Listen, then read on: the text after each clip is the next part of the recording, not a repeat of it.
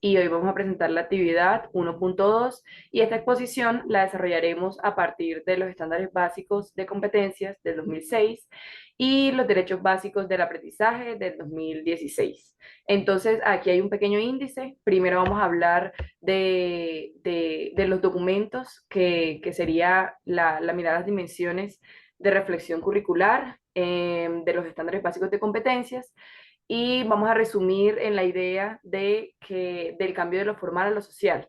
Y después vamos a hablar de los derechos básicos de aprendizaje como referente curricular, con énfasis en las dimensiones conceptual y cognitiva.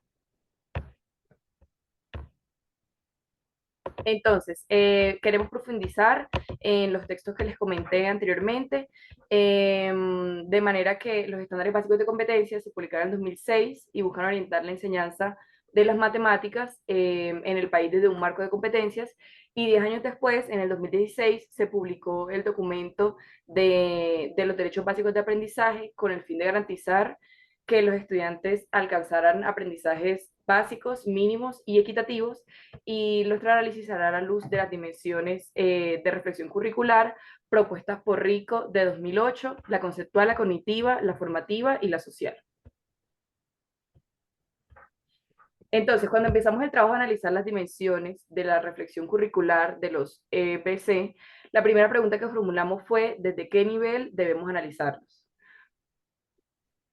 Entonces, nuestra primera propuesta fue, dado que en el documento de los EBC es uno emitido para el Ministerio de Educación, queríamos hacer el análisis desde el nivel del sistema educativo. Sin embargo, nuestra tutora en las correcciones nos mencionó que la actividad consistía en hacer el análisis desde el nivel de las finalidades de la educación.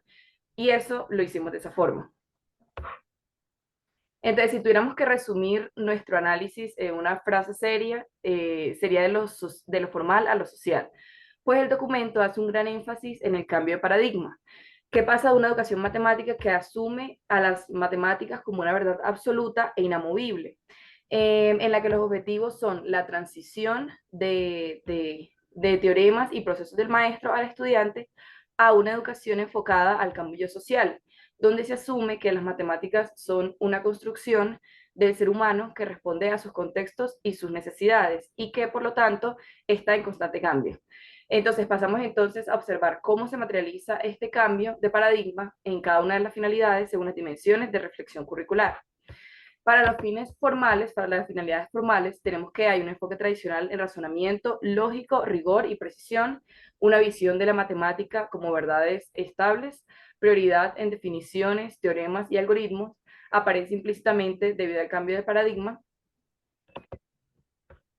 Para los fines, las finalidades explícitas, entonces queremos mencionar que las siguientes finalidades sí aparecen más explícitamente y están en línea con el nuevo paradigma social. Entonces, para las finalidades formativas, se quiere desarrollar el pensamiento y las competencias de los estudiantes, que esto va más allá de memorizar contenidos, se parte del conocimiento informal del alumno y se consideran factores afectivos y sociales del aprendizaje. Se impulsa una enseñanza orientada al desarrollo de competencias, no solo a cubrir contenidos, y la clase se asume como una comunidad de aprendizaje donde se construye y se validan conocimientos y se ejercita la crítica y se comunica con razones.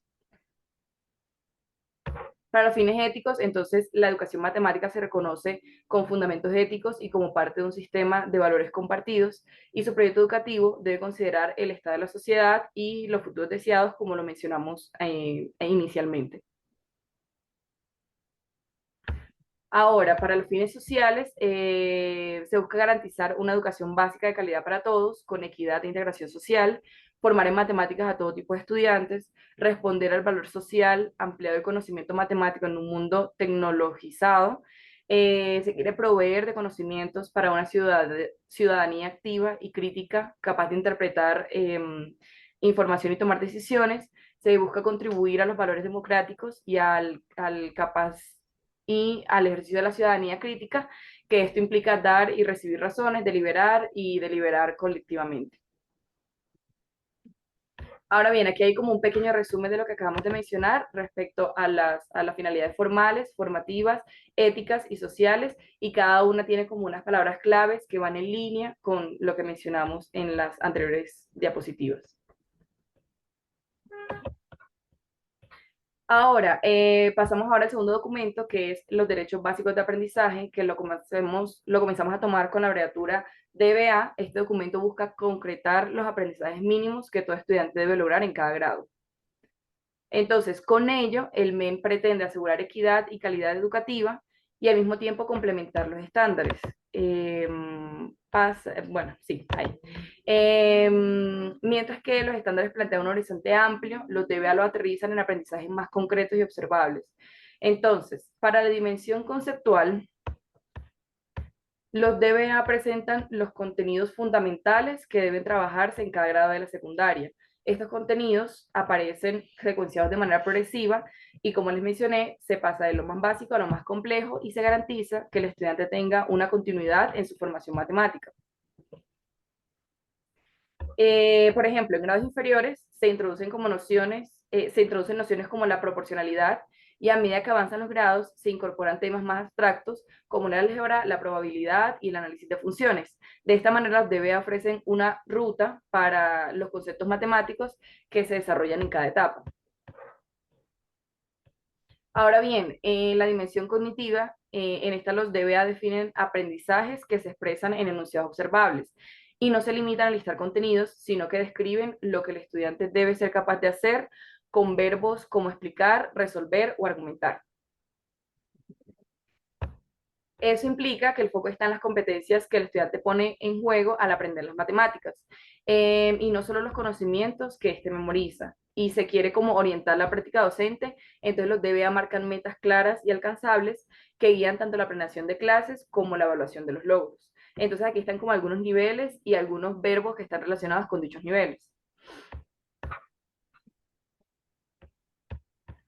Ahora bien, si comparamos los dos documentos, encontramos que los estándares establecen una visión amplia del currículo matemático y plantean finalidades de carácter formativo, ético y social.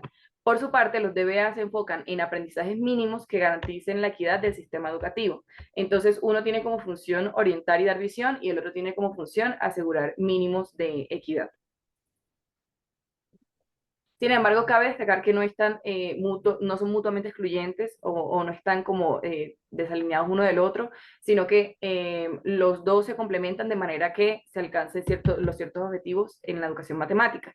Entonces, ambos documentos son complementarios. Como les mencionaba, los estándares ofrecen el horizonte, mientras que los DBA aseguran que todos los estudiantes alcancen como mínimo aprendizajes esenciales, y en conjunto se articulan con los planes de área y los proyectos educativos institucionales. El reto es mantener coherencia entre estos niveles, evitando que los DBA se interpreten como un techo cuando en realidad son un piso mínimo sobre el cual se debe construir aprendizaje. Y como conclusión, tenemos que el análisis de los estándares y los DBA nos permiten ver dos aproximaciones del currículo matemático en Colombia, una más amplia y un poco más orientadora y otra más concreta y niveladora. Y ambos responden a las preguntas centrales del currículo: el qué, el para qué, el cómo y el cuánto enseñar, que ya lo vimos en la otra actividad, y son necesarios para lograr un equilibrio entre visión, equidad y práctica docente. Y con esto damos terminada nuestra presentación. Gracias.